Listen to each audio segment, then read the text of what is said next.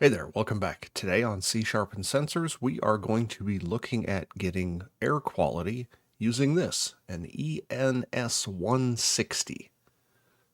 Let's get started. First, we need to wire this up. Nicely, this one is an Adafruit, so it has these holes here that you can put pin headers in or put wires on, but nicely, it's got these quick connectors. And it actually has two so that you can route through the board. You can hook up more than one. I can take this quick connector cable, plug it in, and then the Yoshi Pi has a quick connector on it, so I can just plug it into there, and we're done. It is fully wired. Now let's go look at some code. As usual, we're going to start with an IoT application. This is available because we have the Yoshi Pi templates installed. We're going to name this our ENS160 sample and create the project. First thing we want to do is add a NuGet package for this ENS160. Meadow Foundation has this as a driver, so I'm just going to install it. And then we can head over to our application. We'll define a field level variable for the sensor. Then down here in Initialize, we will create the sensor. For the bus, we're just going to use the quick connector. And we're just going to use the default address. Once we've created the sensor, we're going to add an event handler to it. Now, interestingly, this sensor has a few different things. We've got the VOC, which is volatile organic compounds, but we also have a few other things that it has. We've got ethanol concentration and CO2 concentration. So for this one, let's do the ethanol concentration. And then we're going to tell the sensor to start updating. Now in our event handler, we're going to update the display. And since this comes in as a concentration, we can choose what our units are. I will take parts per thousand.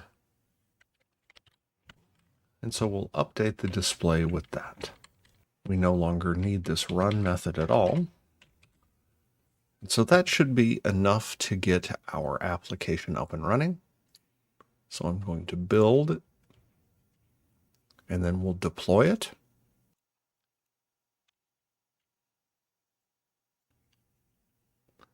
Just run it using the .NET runtime. And we have a write error. If I come back to the benchtop and look at this device, it has printed right on the back the default I2C address is 0x53. So we can come back here and change our address, rebuild it, redeploy the application. Now we run it again with the correct address, and the app starts up. Now if I come back over here, you can see it's an extremely small number. I have some denatured alcohol. I'm going to put that on a cotton swab and put that in a plastic bag with the sensor. You can see the number is rising quite rapidly into a much, much bigger number.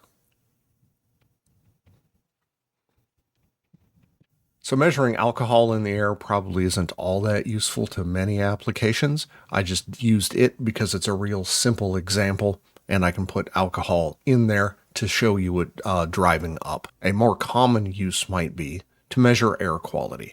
You can look at the CO2 concentration in air, and this is from the data sheet here. You can see it's got ratings based on the value of the CO2 concentration that you get back. It also provides the AQI-UBA Air Quality Index, which is a guideline from the German Federal Environmental Agency. And here it will give you these direct numbers, and you can turn those into a rating for the air quality. While I use this sensor to show you alcohol concentration in the air, like I say, more useful is probably air quality, either using the AQI or CO2.